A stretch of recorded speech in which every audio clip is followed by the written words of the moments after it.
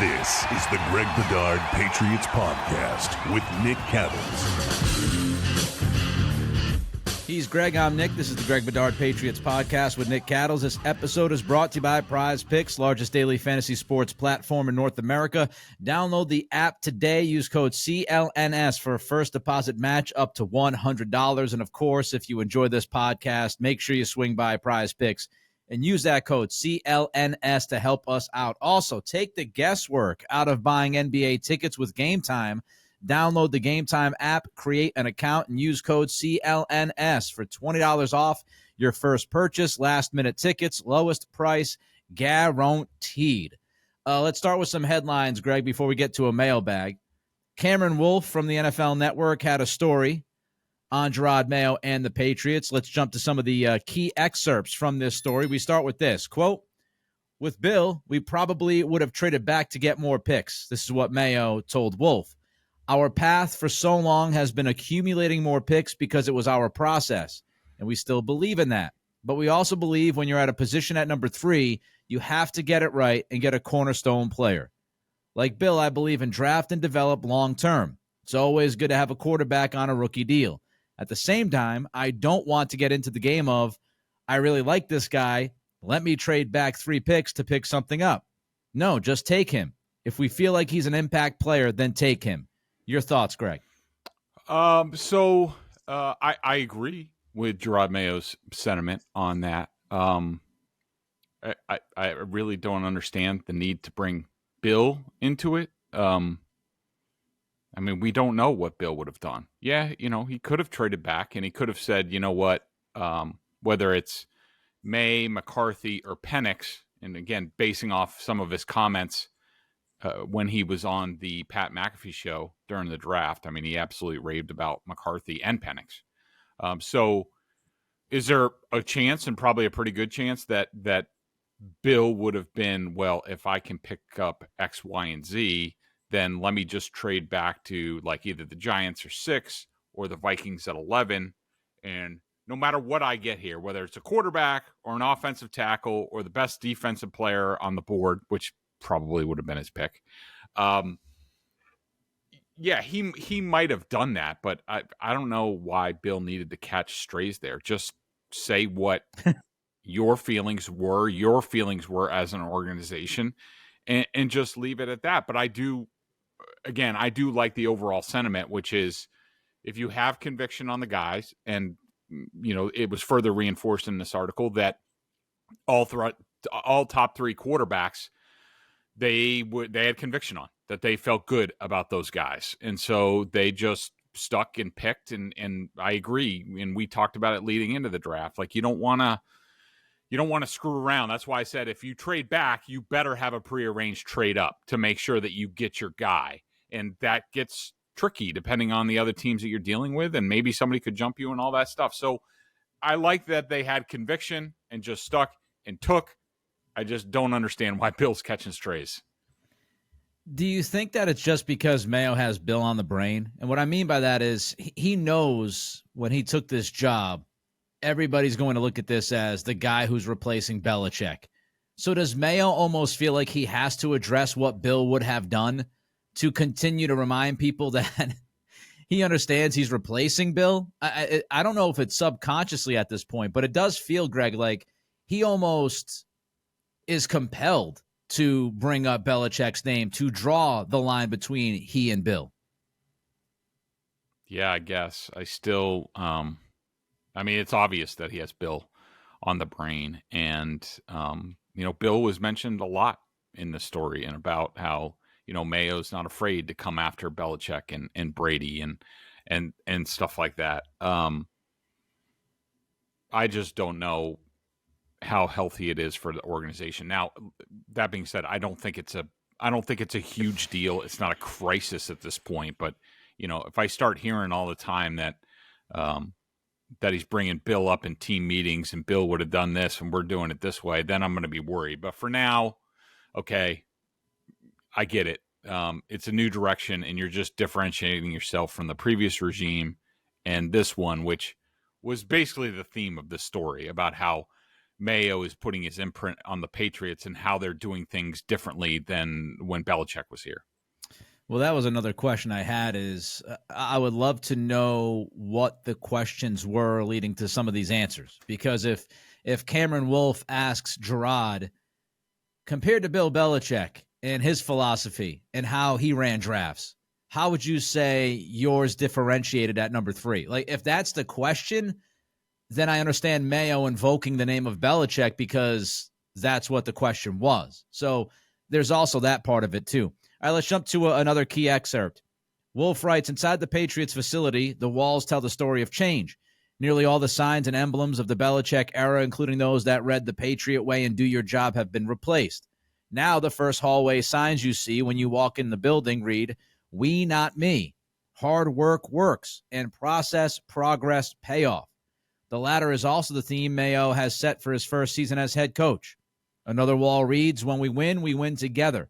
A phrase that came from Alex Van Pelt after Mayo encouraged his assistant coaches to contribute. Mayo loved it. Now it's in every meeting room. Mayo provided the vision themes on adjusting the wall decor, and the project was brought to life by Executive Vice President, here we go, a football business and senior advisor to the head coach, people get excited, Robin Glazer, who oversees all business elements of the football team. Together, Glazer said they wanted to highlight what Mayo wanted the team to represent. Notably, an asterisk is incorporated with each phrase, highlighting a key word, we, works, payoff, together. The asterisk symbolizes the North Star because, as Glazer said, the North Star constantly moves, but it's something we always strive for. This is another core idea for the team. Okay. Now we're starting to get into territory that's starting to borderline frighten me a bit.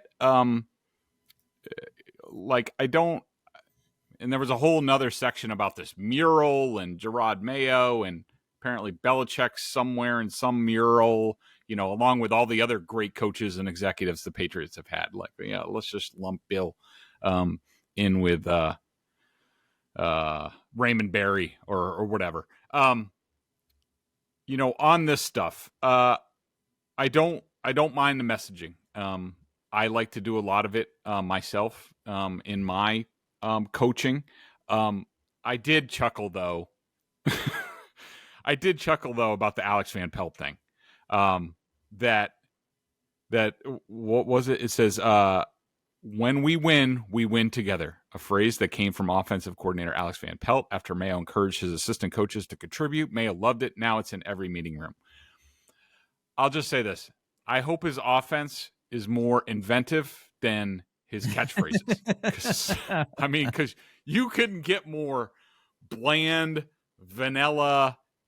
And look, it's just, I'm not criticizing Van Pelt. I just think it's just funny. It just struck out to me as funny the first time I read it. And that was my initial thought was, I hope he's more creative with his offensive plays than he is his catchphrases. The other thing, so apparently it sounds like Robin Glazer was made available to Wolfe on this story because, you know, unless it was relayed through Mayo or something like that, but because it said Glazer said, so she's been made available to the Dynasty and NFL.com. And I've had a standing interview request for her since she got named to the position, just to be clear. And I'm sure every other reporter on the beat has asked for that. The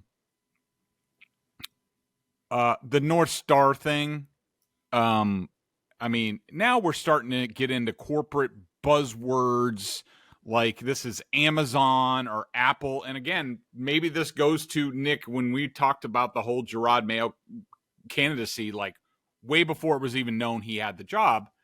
You know, we talked about, like I talked about that a lot of people view Mayo as sort of like the evolved sort of tech CEO for the Patriots. If, you know, Belichick was more like, you know, IBM in the 1980s, Jerod Mayo's like, you know, the Amazon or Apple for today's Patriots. But like, and I think we're going to get into this more, but talking to people around the team,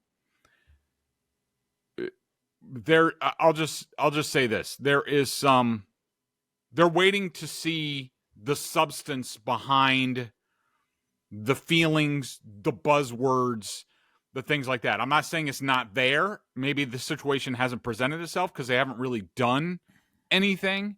But the feedback that I'm getting is that a lot of Mayo's tenure to this point has been this kind of stuff.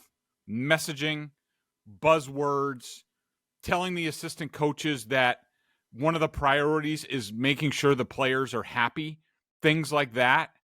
And who knows? It may work. I can't tell you whether it's going to work or not because I'm just so used to in my career covering a different NFL and certainly Belichick and the Packers.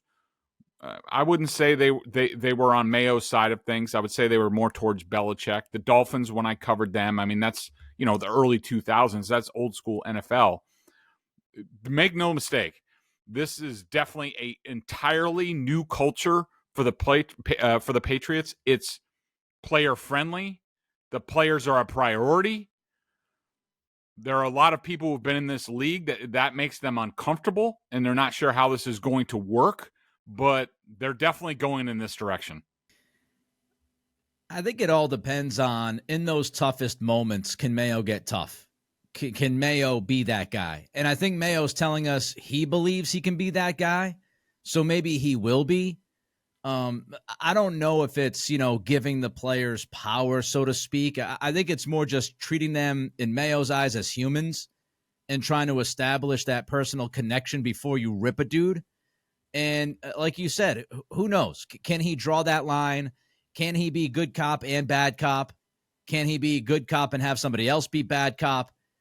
That's all going to, come out to pasture, and we'll see if it actually does develop that way and it works. But I don't think he is, at least the way I read it, I don't think Mayo is stumping for, the players to have more power and say. I think it's more, I want to establish this foundation of a relationship first.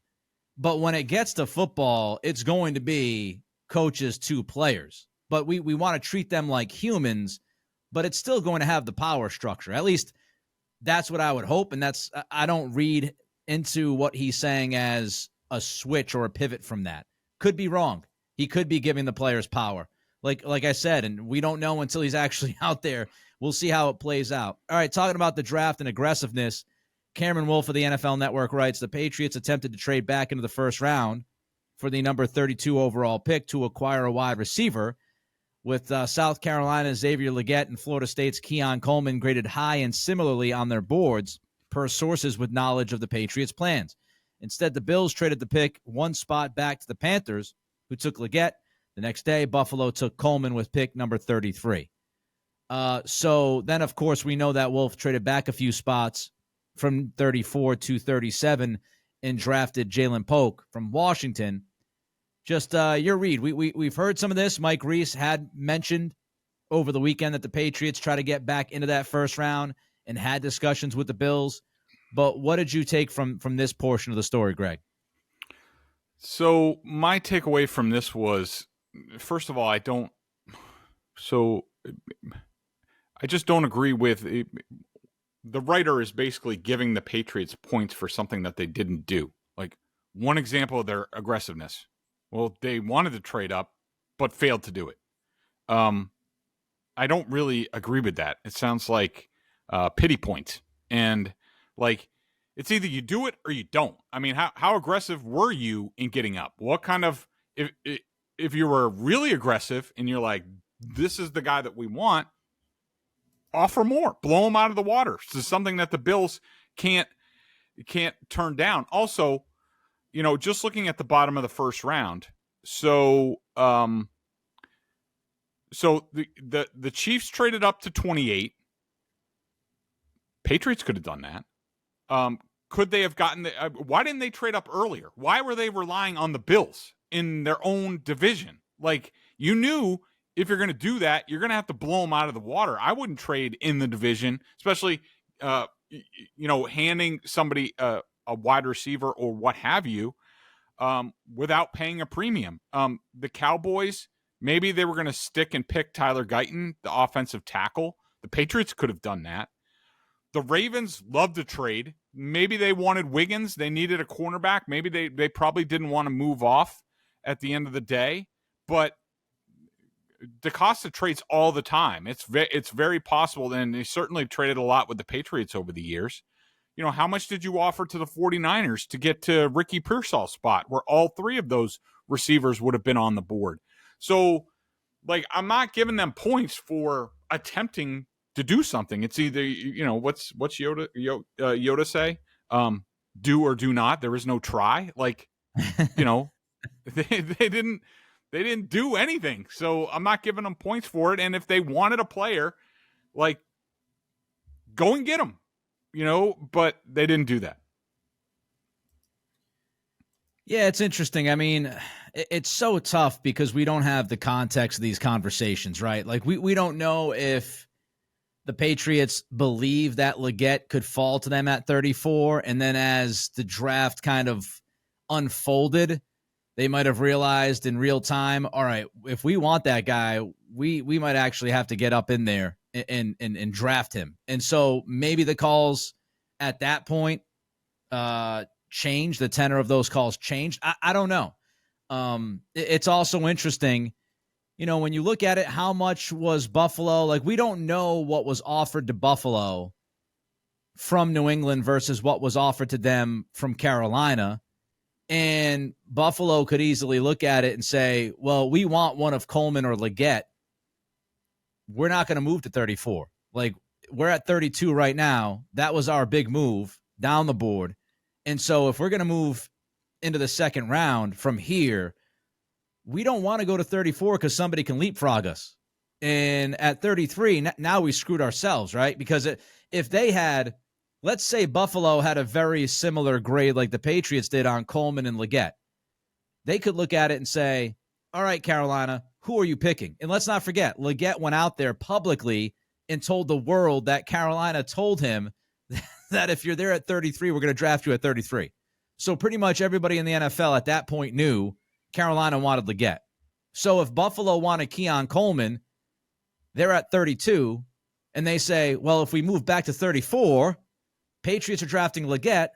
Carolina, what if they draft Keon Coleman? Now we screwed ourselves. We've got to get one of those two guys. So we don't know the conversations. It could have been as easy as Buffalo, you know, thumbing their nose to the Patriots because they're in division. And so we're not going to trade to an AFC East team. Forget that. We're not going to make you better. It's hard to believe that was the case, though, because Buffalo, of course, traded with Kansas City and allowed them to get, you know, a better player. But there's so much that unfolds. The other part of it, and I said this, I think, earlier in the week, Greg, when we look at these trades, the Patriots are in a different position. Like, Carolina got their quarterback last year, right? They got Bryce Young. Mm-hmm. They're already a year into this rebuild. They'd be willing to give up more than the Patriots. So the Patriots also had to keep an eye on, well, what do we have to give up? And is it worth it? Like, bringing in somebody like Leggett, for example, is Leggett worth more than Jalen Polk and player X? And I think that's what the conversation is for Elliot Wolfe in that room. Prize Picks is America's #1 fantasy sports app with more than 3 million members. It is the easiest and most exciting way to get in on the action while you watch your favorite sports and players.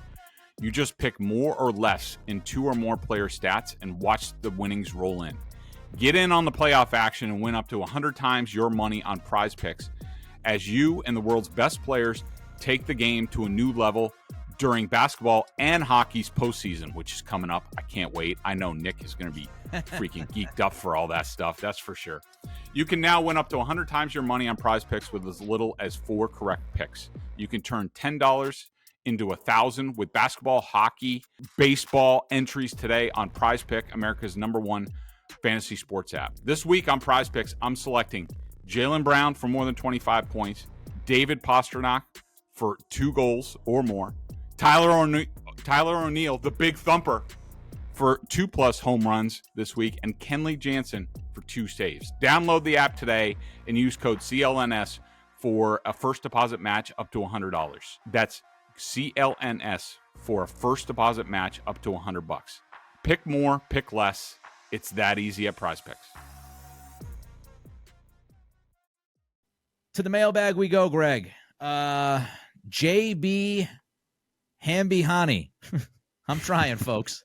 Hi, Greg. So I have this thought. Donovan Smith is still lurking around as a free agent. He went to Penn State. Isn't overly old yet. I like that, overly old. Was previously seen as only a right tackle, would be a great mentor. Could the Pats potentially sign him to a short-term deal to bridge Caden Wallace? So my generic response for basically all of these things, and people love this time of year to look at names on a list, and the first guy that jumps out that may have been good at some point in time, like, could we sign him? And like, yeah, it could happen, but really what goes on at this point, the team is more focused, and especially this is the way Wolfe and the Packers run. They're more focused on, they want to see their draft picks and their undrafted free agents, and the Patriots have signed a ton, invited some to the rookie camp. Rick Saratella has a great breakdown over at BSJ if you're interested in that, in all of those different guys. Some of them are intriguing. I don't have any comment on them until I see them on the field and see who pops. But they're more focused on, who are the guys that are coming back from last year? How have they improved? The guys that they added, and they basically added somebody at every position of need. How do those guys look? How do our draft picks look? How do the undrafted free agents look? And let's get through veteran minicamp in mid-June, see how the guys are doing, then we'll reassess. And if there's a raging fire at some position, then yeah, maybe we'll sign somebody off the street. As far as Donovan Smith himself, just say this. I mean, the Chiefs didn't want him back. Not at all. He had some of his worst stats this past year. Not overly terrible, but you also have to remember that he's blocking for Patrick Mahomes, who gets out of a lot of stuff. So his pass blocking efficiency this year was 95.6. He hasn't been that low since his first couple of years in the league. And he's just, he's the type of guy that you would sign if what you do with Okorafor, Caden Wallace, Tyrone Wheatley Jr., every other slap bag that they've signed a tackle or traded for in the past couple of years, see how it looks on the field. And then if we need help, then maybe we go for a guy like that. But certainly signing Donovan Smith tomorrow is not going to make the Patriots a better football team right now. One guy I would keep an eye on is David Bakhtiari. Now, with that said, we know he has been hurt a lot the last few years. A lot. However, if you're just throwing a bunch of people out there and you're trying to get the best offensive line that you can, I bring up Bakhtiari just because of the connection with Elliott Wolfe and Alonzo Highsmith. They were there when he was drafted. So he's another name that you could toss in there. If Caden Wallace and Okorafor look like disasters on the left side, Bakhtiari might be a break glass in case of an emergency. It would not be a great situation, again, because of his injury history, but you can talk about him. You can talk about Leno. Leno is also out there. You could talk about Humphreys, who is still out there. Becton just went to Philly right after the draft, so Mekhi Becton's off the market, but there's a handful of guys. And I think you see what you have with Wallace. You see what you have in Okorafor. If that's not working, then you might have to, pull out the drastic measure.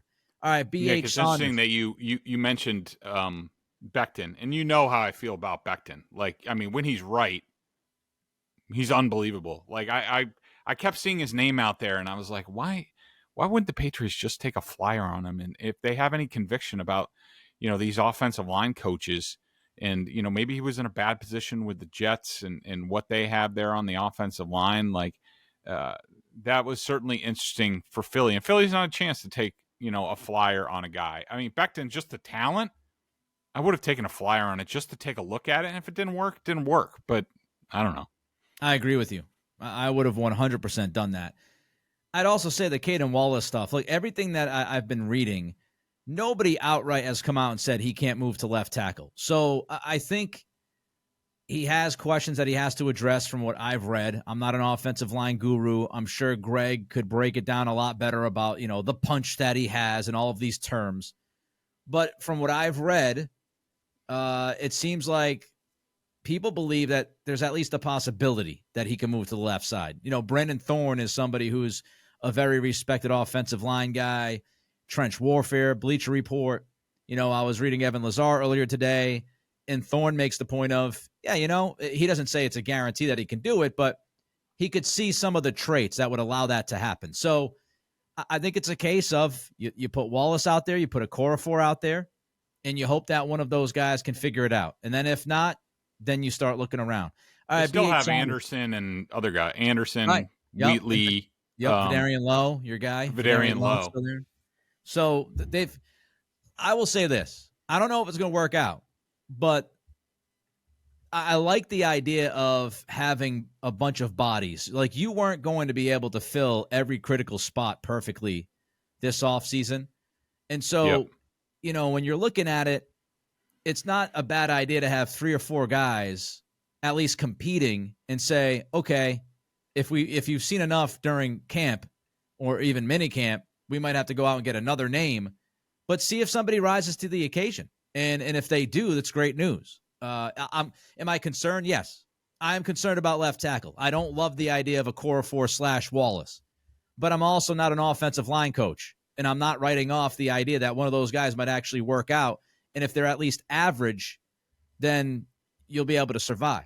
All right, B.H. Saunders, in your draft, in your post-draft comments, you again brought up Belichick's horrible draft record. No one is disputing how truly awful it was. In terms of giving the new regime the benefit of the doubt, what reporting can be done to lay blame or credit for the specific pick since 2020? A ton of 2021 draftees have now gotten second contracts. What was Belichick responsible for? Grow, Wolfe. I just don't see how removing one guy means that we should be excited about the leftover brain trust. I'd feel better if you said Wolfe was pushing for Owenu, Barmore, and Duggar, but Belichick overruled people to pick Mack and Strange. Somehow Belichick was suppressing all this drafting talent. It's as flimsy as the benefit of the doubt given to someone because his dad was a Hall of Fame drafter from 30 years ago. First of all, I'm not giving Elliot Wolfe the benefit of the doubt outside of he gets to pick his players, then we get to judge. The same way I did with Belichick in the draft. So if you believe that I'm giving somebody the benefit of the doubt, it's the same benefit of the doubt I gave Bill. Those guys, Bill and his scouting staff, and I say this every year, those guys have been scouting those guys for years. They get to go to the schools. They talk to the coaches. They talk to the players. They go dive into the background. They have way more information than we do. So they get to pick their players. We get to point out this is a worry. This is a good trait. Might not work out. Character flaws. By the way, Javon Baker, could be some red flags there. Just saying. And part of the reason why he dropped. They get to make their picks. And then we have the scoreboard at the end of the day. And, B.H. Saunders can ask all he wants about who was responsible for who. First of all, that's a bunch of bullcrap. Like, number one, it's Bill picking the players. The bottom line is Bill approved every single pick. He had final say. Okay? Second of all, I don't believe any of these reports when it comes to regime change and things like that, where people will say, yeah, I'm sure it'll leak out that Elliot Wolfe and Matt Groh were responsible for every single guy they signed to a second contract. It's a bunch of bullcrap. So if you're waiting there expecting that, just stop. Okay? What are some of his other points? He said that the benefit of the doubt thing, the suppressing all this drafting talent, somehow Belichick was suppressing all the talent. We all know by this point in time, how many more different people do you have to hear it from that Bill was basically his own kingdom, didn't bring many people into the process, often only relied on his own research when it came to these draft picks and coaching buddies. How many times do you have to hear it to be convinced of it? And and we've also said just because this process has featured more collaboration and all that stuff, none of us knows whether it's going to work. It could completely backfire. But for these Bilbos to sit there and still get sensitive about Bill's drafting record, and again, I think you and I are both of the opinion that it's been better in recent years. Now, did they overdraft some people like Cole Strange and Tyquan Thornton and things like that? Yeah. But the facts are the Patriots were a 4-win team, and Bill's in charge of all the personnel. And they didn't fall to 4 wins just because everybody's feelings were hurt and Bill was a big meanie and things like that. They just didn't have enough talent. And so now the new regime gets put in charge. They get to start picking the players, and then we start to judge them and, give them grades and things like that. This is how it works. Couple things. That was a fantastic rant. Couple of things. Thank you. First of all, you can't judge a guy on the job he did until he does the job. So, yes, when somebody is doing something for the first time, they get the benefit of the doubt until they prove unworthy. To me, Jerod Mayo, he gets the benefit of the doubt to do things the way he wants to do right now in that facility.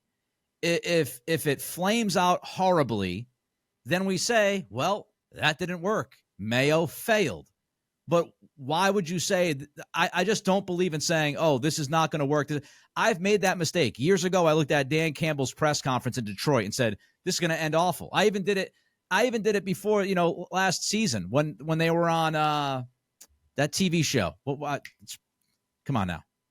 Hard Knocks. When they were on Hard Knocks and he was crying in like a bubbly mess at practice. And I said, wow, this guy is too emotional, because I bought into the almost Bill Belichick, you can't be emotional, you can't be different. And so I wrote off Dan Campbell. Well, look at what Detroit's done. So until somebody actually tries to execute what they want to do, you can't freaking judge them. I'm sorry, you just can't. And so we will see. This is the unfortunate part as well to Robert Kraft, the lame duck status of these contracts and everything. This has been my beef from day one. If you let Elliot Wolfe do the job now, you have to let him do the job until at least next year, if not going further than that. Because how in the hell are you going to grade his drafting within 3 weeks? His contract is coming up. Are you going to say, well, you know what? I didn't like your draft. We don't know. We all have gut instincts, and we could say we like this guy, but how many times have we said that and it hasn't worked out? And then we say we don't like this guy and it works out. So it's part of the process. As far as Belichick's drafting, this drives me bananas. Every single time a Patriot that was drafted by Belichick signs a contract extension, people have to jump on Twitter and go, thought he couldn't draft. Nobody said. And Mike Lombardi.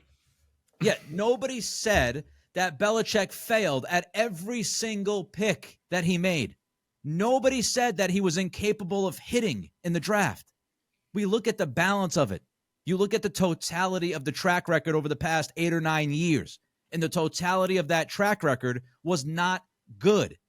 You can't pick out every single individual pick that makes sense and go, see, he was really good. Like, what are we doing here? How about paying attention to the other ones that didn't work out? That's what you're supposed to do. And by the way, not many people had a beef with Belichick defensively. I don't think you've heard Greg say anything about the defensive players that he picked. You haven't heard me say anything. Nobody sat there and said, Bill Belichick can't draft defensive players anymore. The reason why, and I hate having to go through this again, but we've got to go through it every once in a while because people can't help themselves and stand on the hill and plant the flag over arguments that just don't make any sense. Bill Belichick is not here anymore because he failed to build the offense. I'll say it again. Bill Belichick is not here anymore because he failed to build the offense. Who re-signed this offseason? Who re-signed? Hunter Henry. Okay, great. Did he draft him? Not the last time I checked. Kendrick Bourne. Did he draft him? Not the last time I checked. Mike Owenu. Yes, he drafted him. Put that in the column for Bill. Everybody else has been defensively. Barmore, Duggar, Jennings, Uche.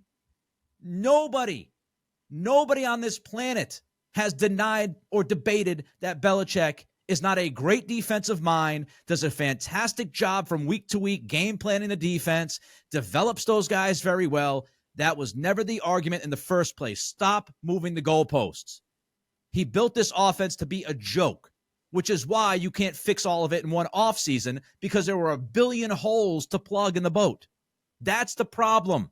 You can't trust him to build an offense. You can't trust him to draft a quarterback and develop that quarterback correctly. You can't trust him to build a support system around that quarterback. You can't trust him to get the offensive line coaching right after Dante Scarnecchia has said goodbye. You can't trust him to bring in an offensive coordinator to be consistent, to help that young quarterback. And he destroyed Mac Jones because of all of the above. That's why he doesn't have a job. To go along with this idea that he wasn't willing to cede the power.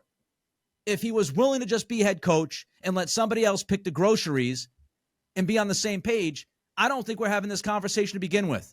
So stop moving the goalpost and stop changing the conversation. We know why Bill's not here.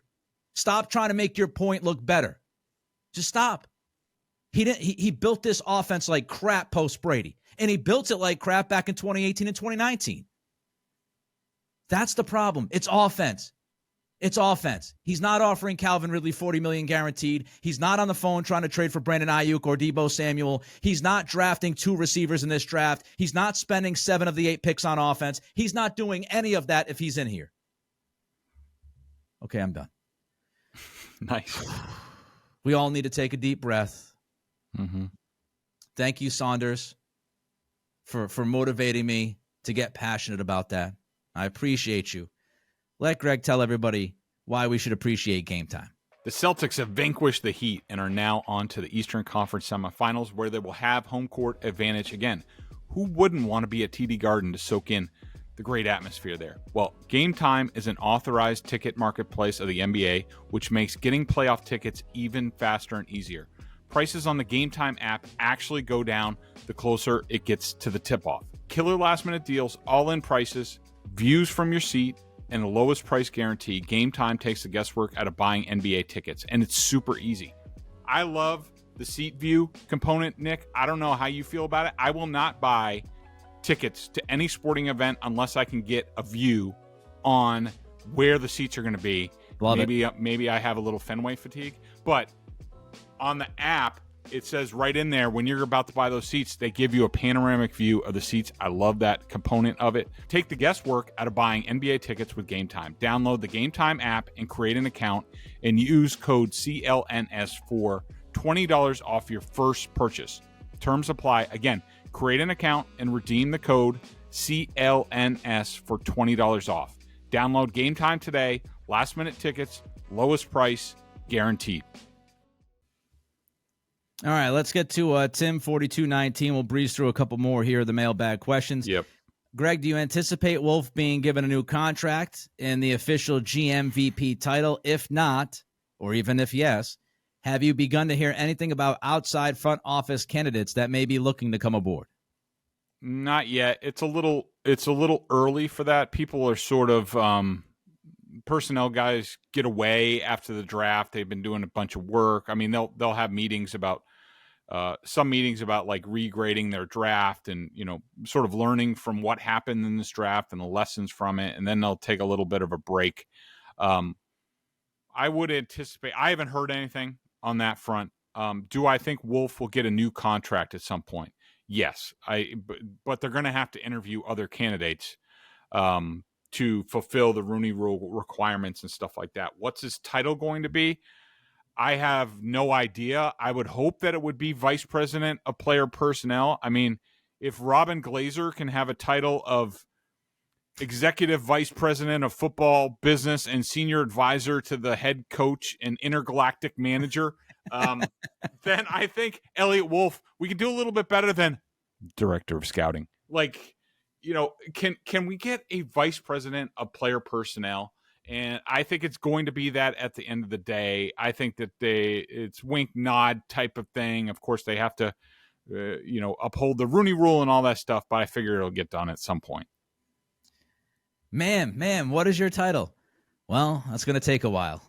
Have a seat. Lots of words. How about that business card? Oh my God. It's like it's a business sheet. It's not even a card. It's going to be like a whole sheet of paper. All right.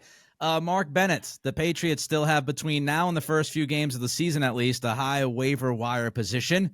What positions could you see them churning their roster on cut down day if a young player cut is better than someone they have? Any in all positions, pretty much. Any. Maybe not. What positions? Yeah, all of them. All right. I thought you were asking if he was asking any. I got you. Yeah, no. I'm just saying all of them. So I will say the reason I picked this question out because I did want to bring up, and I don't think we got into a discussion when we talked about the Packer way. It was more concentrated on the philosophy and the quarterback position, all that stuff. But one of the tenets of what the Packers do, and this goes for Ron Wolfe and Ted Thompson, and not so much Brian Gutekunst, but he might have done it, but I'm not as familiar. You are going to see a huge roster churn. Like these guys, Ron Wolfe was famous, especially when he was rebuilding the 4-win Packers. Like they would have tryouts on Tuesday, and somebody was getting signed just about every week.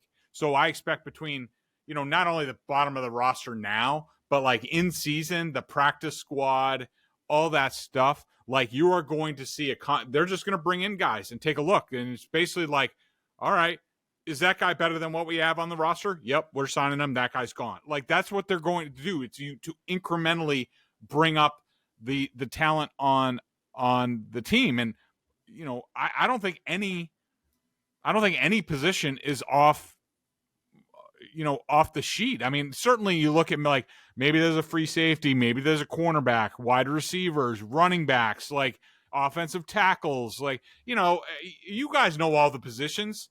You don't need me to tell you, but just safe to say there is going to be a lot of roster churning on this Patriots team, at least for the next year, if not the next two.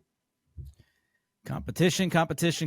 Two more questions before we get to them. I want to remind you we're brought to you by Prize Picks. Download the app today. Use code CLNS for a first deposit match up to $100.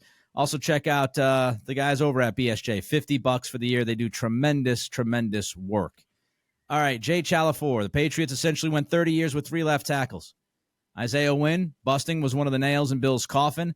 Are we as fans overrating the importance of a quote-unquote franchise left tackle? Yes. And, look, I don't think anybody would say that Matt Light and Nate Solder they were good left tackles. Would anybody call them like a franchise all-pro level left tackle? I wouldn't. Certainly very good players. Light was better. But you just need good, serviceable guys. And we sort of talked about this, I think, in the last pod. And, why I'm not like hyperventilating about left tackle, because if Michael Wenu's really good on the right side, if it's him or whatever they do, if their right tackle is really good, you can help the left tackle. It's not that complicated. And just about anybody who's been in an NFL offense will be like, well, most teams are all set at left tackle and they help the right tackle. The Patriots could be the opposite. It's no indictment. You put a tight end on that side, you chip on that side, like, whatever. It's not that big a deal. And so do I want to have Pro Bowl level on both sides at tackle? Hell yeah. And that's the goal. When they're going to get there, I don't have any idea. And again, I am concerned about left tackle with the Okorafor Wallace plan because I got to see it before I feel good about it. It's certainly possible one or both those guys could work at left tackle. But Greg, I think another part of the conversation regarding offensive line play is it has declined so dramatically across the league. I mean, when you look at tackle play in 2024, it ain't tackle play from 2004. So it is just inherently difficult to find 2 good to really good tackles. Not a lot of teams in the NFL have that. Again, it's not an excuse to say, oh, the Patriots can't do it, or if they flame out at both spots. I'm not excusing that. It's just reality. It's really difficult to find good tackles in football now. We can go through it all with Greg as to why, but college offensive systems are just the way they're run. They're not asking guys to block for a long period of time. They're uncomfortable doing that. The lack of development. It's just really difficult to thread that needle nowadays in the NFL. All right, G. Louis Simons. Greg, what is your over-under on games the Patriots plan to start Jacoby Brissett? Does it depend on wins or play at quarterback or May's progress? A combination of all three? Or is it predetermined? Say week 5. So I don't think there's any definitive plan at this point. I think, like you mentioned before, the Patriots, everything is about competition right now. And where they are, building from a 4-win team, it should be all about competition at all positions. To me, that's the best path forward. So we'll see. I mean, largely we have no idea. We have no idea how quickly Drake May is going to get the offense. We have no idea how quickly he's going to clean up his footwork or his throwing motion. But if you're asking me right now, I would put the over-under at 7.5 games that Brissett's, they play 17 games now. So maybe 8.5. That would be my over-under. My preference is that the Patriots are in somewhat contention all year, maybe until the last month of the season, last couple weeks, and Drake May doesn't play until they're out of playoff contention, and they can just get a look at him, get his feet wet, get film on him, say, hey, this is what we need to work on. This was good. This was bad. Building off it. If I think I remember correctly, Nick, and you're more of an encyclopedia about this stuff than I did, didn't Patrick Mahomes get a start at the end of his rookie year, and that sort of set they sort of dipped their toe in the water, and that basically led to the switch the following year. I would like to see similar. Right. I think you're right, but I'm not going to sit there and tell you that you're definitely right. But I think you're right. I think he got one start. I can look it up. Here's what I'll say about Drake May. And this might sound like a cop-out answer. And you know what? Guess what? I couldn't care less. So here's my answer to that. Drake May should start a football game when he's ready. And yes, by the way, Patrick Mahomes started week 17, 16th game of the year at Denver. If you want to know what he did, he was 22 of 35, 284 yards, 0 touchdowns, and a pick. So everybody at that point, I'm sure, thought he was going to be the best quarterback in the league. So what to do with Drake May? When he's ready, you play him. If he's ready to start, then you start him, unless you think it's unsafe. And what I mean by that is, if the offensive line is a fire drill and you're worried about ruining the future of your franchise via injury or some of the PTSD getting hit a billion times, then I would slow roll it a little bit. But if you tell me Drake May is on that field and Greg and I are standing shoulder to shoulder in June at minicamp, and we've casted aside Mike Giardi because I don't think he likes me. So Giardi's way away from the two of us. And we're watching it. We're watching the action unfold. If Drake May's out there and his footwork looks way ahead of schedule and he's tightened up his throwing motion and he's a confident dude and the players believe he's the best player and gives them the best chance to win, then you start him week 1 if he's ready. And that would be a great thing. If he eclipses all of our expectations that it might take a little while and looks like the dude, that's great. I don't put any kind of, some random timeline on it. Like, oh, you know what? If he's not in there by Halloween, forget about it. He's a lost cause. Like, I don't do that. When he's ready and he proves to be ready, then play the young man. One of the reasons why you drafted him is because you loved his toughness and his ability to face adversity. So he might have to face a little bit of adversity. But if he's ready and he's cleaned up, let the young man throw the football because that's what you drafted him to do. That's just my thought. All right. He's Greg. I'm Nick. We ranted. We raved. We had some fun. Until next week, hopefully all of you have a fantastic weekend. Be well. Be well to each other. See you later.